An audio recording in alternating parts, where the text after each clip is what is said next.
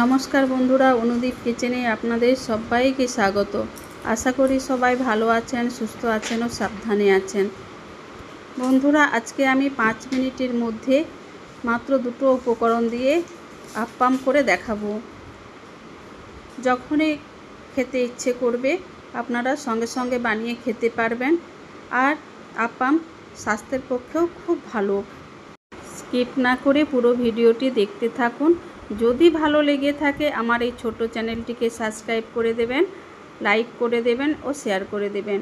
পাশে থাকা বেল আইকনটি প্রেস করে দেবেন যাতে সবার আগে নোটিফিকেশান আপনার কাছে পৌঁছে যায়। আপ্পাম বানানোর জন্য আমি প্রথমে নিয়েছি 2 কাপ সুজি আর নিয়েছি 1 কাপ টক দই। এতে দিচ্ছি সামান্য পরিমাণে লবণ আর 1 চামচ চিনি। চিনিটা আপনারা অ্যাভয়েড করলে নাও দিতে পারেন। এবার আমি 1 কাপ, যে কাপে টক দই মেপে দিয়েছিলাম ওই কাপে 1 কাপ দিয়ে দিচ্ছি জল। এবার আমি মিক্সার গ্রাইন্ডারে একটু ঘুরিয়ে নেব।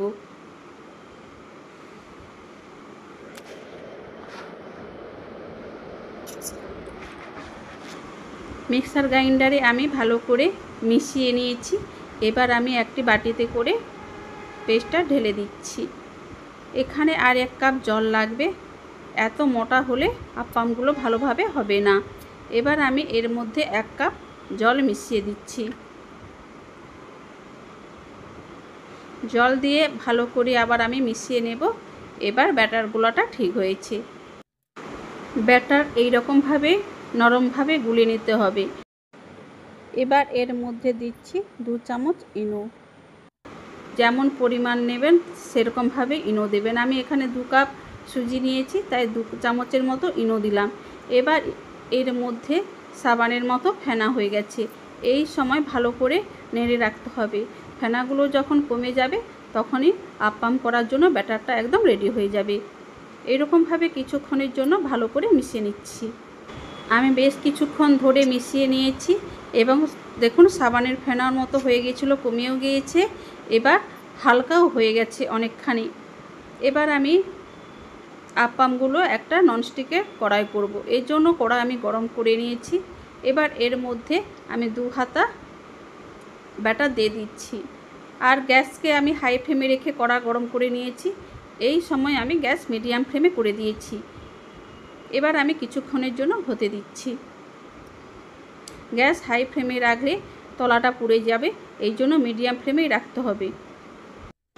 আপ্পামের উপরটা দেখুন অসংখ্য জালির সৃষ্টি হয়েছে। এইরকমভাবে যখন উপরটা দেখবেন একদম শুকিয়ে গেছে আর কাঁচা ভাব নেই, আপ্পাম তখন একদম রেডি। এবার আপ্পাম কড়াই থেকে আমি তুলে নিচ্ছি। এই রকমভাবে আমি সব আপ্পামগুলো তৈরি করে নিচ্ছি। আমি আবার একটা আপ্পাম করে দেখাচ্ছি। আর বন্ধুরা, আপ্পাম করার সময় ননস্টিকের কড়াই কোনো তেল দেওয়ার প্রয়োজন হবে না। এমনি শুকনো কড়াতেই আপনারা আপ্পাম করতে পারবেন। আমি আবার একটা করে দেখাচ্ছি। আমি এখানে 2 চামচের মতো আপ্পামের ব্যাটার দিয়ে দিয়েছি। এবার আমি কিছুক্ষণের জন্য রেখে দিচ্ছি। এবার দেখুন অসংখ্য ছিদ্র তৈরি হচ্ছে। এই রকমভাবে আমি আপ্পাম তৈরি করে নিয়েছি। এবার আমি কড়াই থেকে নামিয়ে নিচ্ছি। বন্ধুরা, আমার রেসিপিগুলো যদি ভালো লেগে থাকে তাহলে লাইক, শেয়ার ও সাবস্ক্রাইব করে দেবেন। পাশে থাকা বেল আইকনটি প্রেস করে দেবেন যাতে সবার আগে নোটিফিকেশান আপনার কাছে পৌঁছে যায়। সবাই ভালো থাকবেন, সুস্থ থাকবেন, সাবধানে থাকবেন। এতক্ষণ আমার পাশে থাকার জন্য অসংখ্য অসংখ্য ধন্যবাদ। আমার 2 কাপ সুজি দিয়ে এতগুলো আপ্পাম তৈরি হয়েছে। এবার কাছ থেকে দেখুন আপ্পামগুলো কীভাবে কতগুলো ছিদ্রওয়ালা তৈরি হয়েছে। আর পিছনটা দেখুন একদম পুড়ে যায়নি এবং খুব সুন্দরভাবে হয়েছে। আর আপনাদের দেখাচ্ছি পাট করে কতখানি নরম হয়েছে। বন্ধুরা, আপ্পাম বানানোর জন্য পরিমাপটা খুব প্রয়োজন। আমি যেরকম বানিয়েছি এরকমভাবে বানাবেন, দেখবেন অবশ্যই ভালো হবে।